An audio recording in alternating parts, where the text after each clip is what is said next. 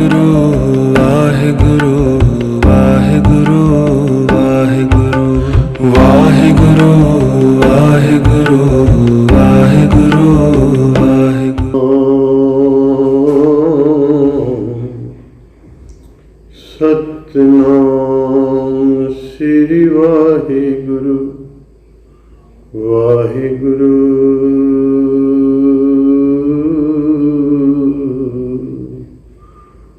वाहिगुरु।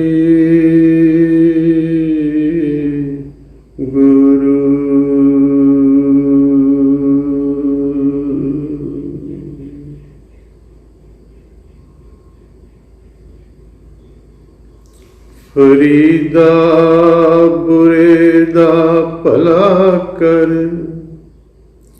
गुस्सा मन ना हंडाए।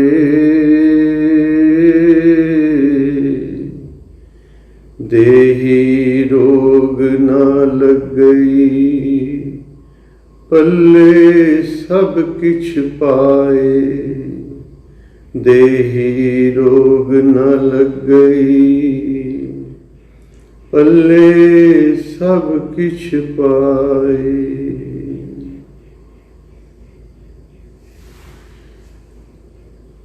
सत्कार योग साध संगत, ये जो पावन श्लोक है, ये बाबा फरीद जी महान सूफी संत तिनकी पावन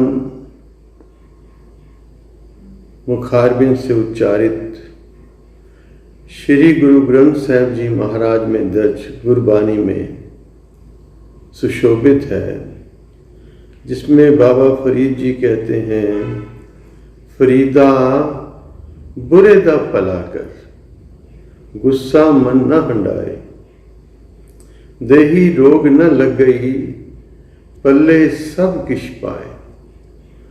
भाव ए फरीद उपदेश कर रहे हैं प्रथम पुरुष होकर।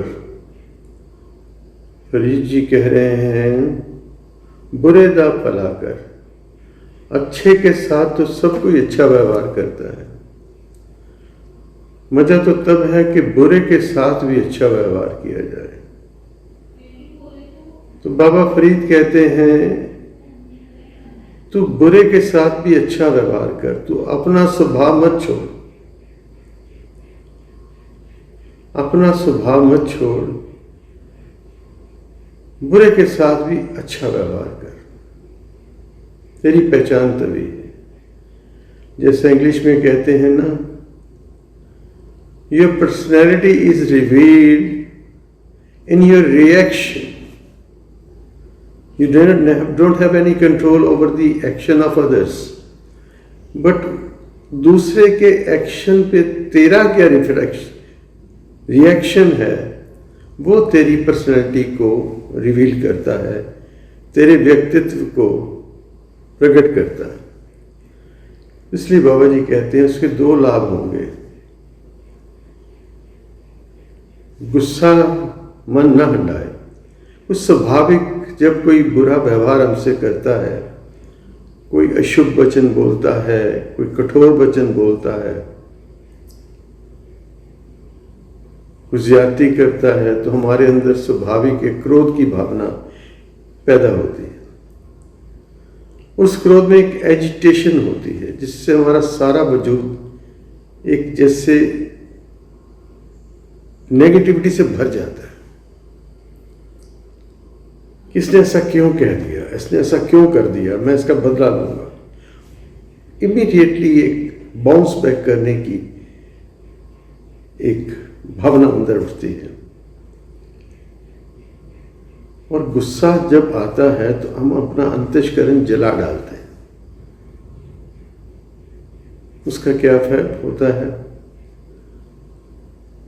जो एजिटेशन है वो हमें इंटरनली डिस्टर्ब तो करती ही है, साथ साथ हमारा जो पूरा सिस्टम है वो इतना इम्बैलेंस हो जाता है, जैसे कहते हैं ब्लड प्रेशर बढ़ गया, या और तनाव, स्ट्रेस बढ़ गया, और घंटों हम उस बारे में सोचते रहते हैं, घंटों क्या सालों बाद सोचते रहते हैं कि भी इसने हमारे साथ व्यवहार अच्छा नहीं किया, बुरा व्यवहार किया। तो बाबा फरीद कहते हैं इससे क्या होगा, तेरी देही को रोग लग जाएगा। तो एक काम कर, गुस्सा करी मत, है बड़ा मुश्किल, पर धार्मिक व्यक्ति में ये बदलाव जरूरी है। यही पहचान है हमारी कि हम धर्म मार्ग पर चल रहे हैं। हम गुरु की वाणी को सुनते हैं, उनके वचनों को हृदय में धारण करके उनके अनुकूल जीवन जीने का यत्न करते हैं। ये भी तो गुरु वाणी है ना।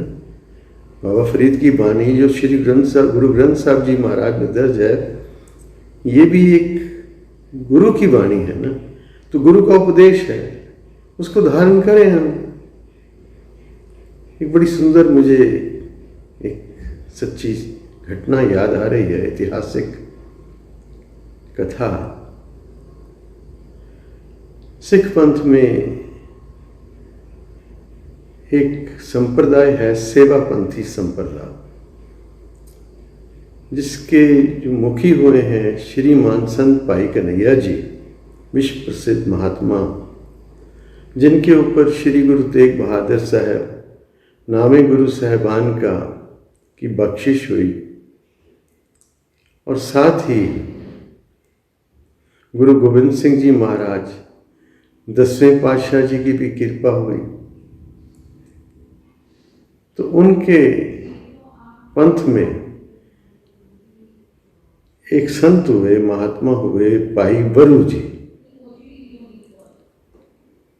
तो भाई वरु जी एक धर्मशाल की सेवा कर रहे थे, और सेवापंथी संप्रदाय में ये जो साधु सेवा संभालते हैं, तो उनको ये हुक्म होता है कि जो भी कोई आया गया है धर्मशाला में, उसकी यथाशक्ति जलपान से, भोजन से, रहने का स्थान देकर उसका आदर सत्कार भी करो, उसकी सेवा भी करो।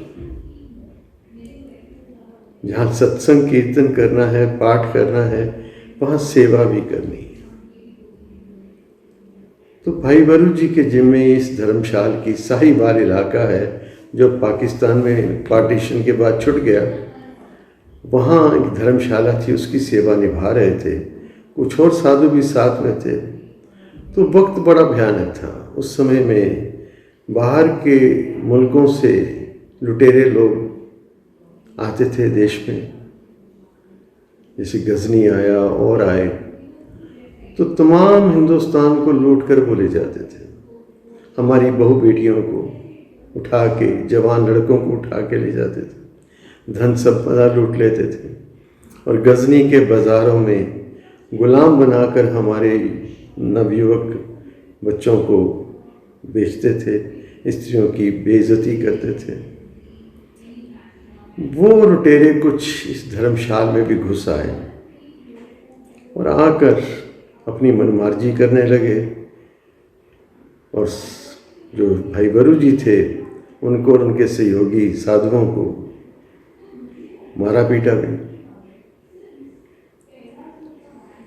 अब ये उदास होकर वहाँ से चले आए और अपने बड़ों के स्थान भाई अड्डन साहब, जो उनके मुखी थे संप्रदाय के, उस समय में संपूर्ण संप्रदाय के मुखी थे, उनकी शरण में चले गए। भाई अड्डन साहब इनको देख के बड़े हैरान हुए, वचन करने लगे, भाई तुम यहाँ कैसे? तुम्हें तो साहिवाल धर्मशाल की सेवा दी थी। अंतर्यामता थी भाई अड्डन साहब जी के पास। तो भाई वरु जी बोले कि महाराज ऐसे ऐसे घटना हुई है, कुछ लुटेरे आके कब्जा करके बैठ गए हैं, हमें मारा पीटा भी, तो हम वहाँ से छोड़ के आ गए। भाई अड्डन साहब जी ने कहा, भाई ये तो बात नहीं बनी, ये तो साधु का व्यवहार नहीं है। आपके जिम्मे तो सेवा लगी थी, आप ये क्यों सोचने लगे कि वो लुटेरे लोग हैं तो हम उनकी सेवा नहीं करनी? जाओ, वापस जाओ। उस स्थान पर जो कोई भी आए, तुम परमेश्वर का रूप जान के, एक अतिथि जान के, एक अभ्यागत जान के उनकी सेवा करो, योग भोजन जल पान उनको दो, रहने के लिए जो कपड़ा बिस्तर तुम्हारे पास है योग ढंग से उनकी सेवा करो, उनको बिस्तर दो, आसन दो, और घोड़ों की भी सेवा करो, उनको भी राशन पानी दो जो उनको चाहिए, उनकी खुराक है। तो ये चुप करके वापस आ गए। इस यात्रा काल में 2-3 दिन बीत गए। वो लोग तो अपनी मनमर्जियाँ कर रहे थे, घोड़े भी भूख से निढाल थे कि वहाँ खाने को कुछ था नहीं। तो भाई बरू जी अपने साथियों के साथ आते ही पहले घोड़ों की सेवा में लग गए। उनके पास गए, भाई हमसे भूल हो गई, आप आए हो, हमारे मेहमान हो, आप हुक्म करो, हम आपकी क्या सेवा करें, जल पानी से, भोजन से, और कोई आपको ज़रूरत हो तो बताओ, जो हमसे हो बन पड़ेगा, हम सेवा करेंगे। उनका जो मुखिया था लुटेरों का, वो कहने लगा, भाई तुम तो भाग गए थे, तुम्हें हमसे डर नहीं लगता, फिर आ गए। तो बोले वो हमारी भूल थी, हमारे बड़ों का उपदेश है कि नहीं, हमें सेवा करनी है, आप हमारे मेहमान हो, आप हमें हुक्म करो, हम आपकी क्या खिदमत करें। तो उन्होंने समझा कि ये तो कोई फ़कीर है, ये तो कोई महात्मा है, ये तो कोई अल्लाह का बंदा है। बड़ी उनके मन में आत्मग्लानि हुई। देखिए, कोई भी इंसान कितना भी बुरा क्यों ना हो, आफ्टर ऑल उसके अंदर एक मानवता का थोड़ा बहुत अंश होता है, क्योंकि सबके अंदर जोत तो उसी की है, सब में जोत, जोत है सोए। तो ये बड़ा लुटेरा जो थे ये आत्मग्लानि से भर गए, उल्टे अब माफ़ियाँ मांगने लगे, उनके चरणों पे झुक गए, भाई हमसे बहुत बड़ी भूल हुई, आप साधु लोग हो, आप परमात्मा के बंदे हो, अल्लाह ताला के बंदे हो, हमसे भूल होगी, हमें क्षमा करो। और चुपचाप वो लोग सभी वहाँ से चले गए। तो हमें इसमें कथा में क्या प्रेरणा है? व्यवहार बुरे के साथ भी अच्छा किया तो उसको भी अंदर से आत्मग्लानि हुई। ये नहीं कि हर जगह ये फार्मूला भी नहीं चलता है, सीधी बात ये आज के युग में, पर पहला यत्न यही हो कि भाई 2 हाथ जोड़ के आप अपना स्वभाव मत छोड़ो, सेवा में लगे रहो, प्यार से बोलो, कठोरता के वचन मत करो।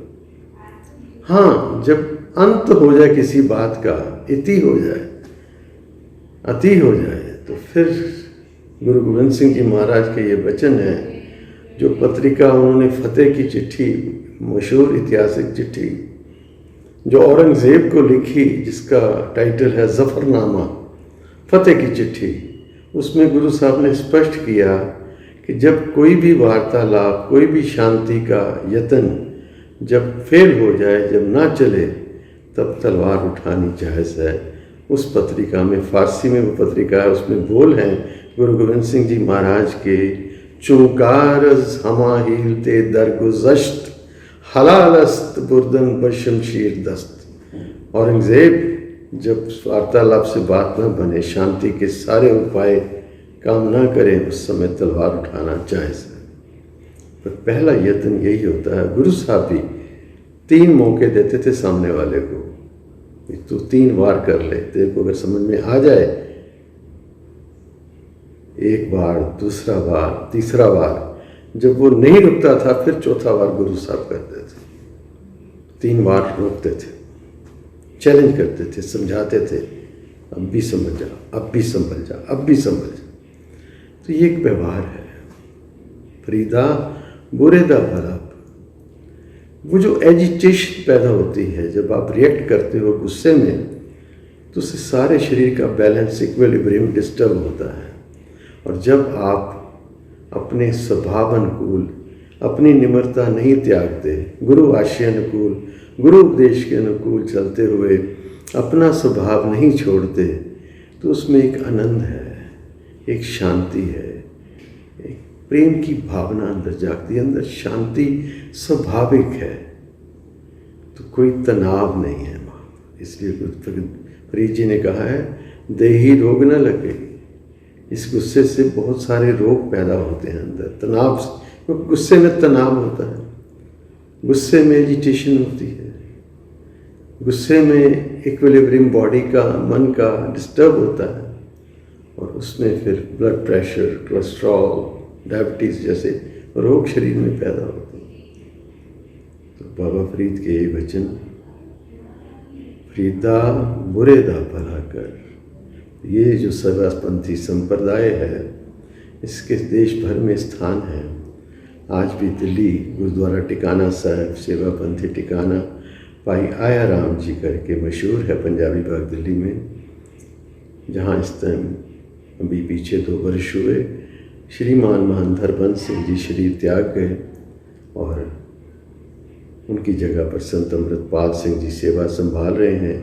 जिन महापुरुषों के नाम से ये स्थान टिकाना भाई आया राम जी बना है, ये भाई बरू जी जिनकी मैंने आपसे कथा शेयर की है, ये भाई आया राम साहब जी के सहयोगी थे। बुलाओ फतेह, वाहिगुरु जी का खालसा, वाहिगुरु जी की फतेह। वाहिगुरु वाहिगुरु वाहिगुरु वाहिगुरु वाहिगुरु वाहिगुरु वाहिगुरु वाहिगुरु।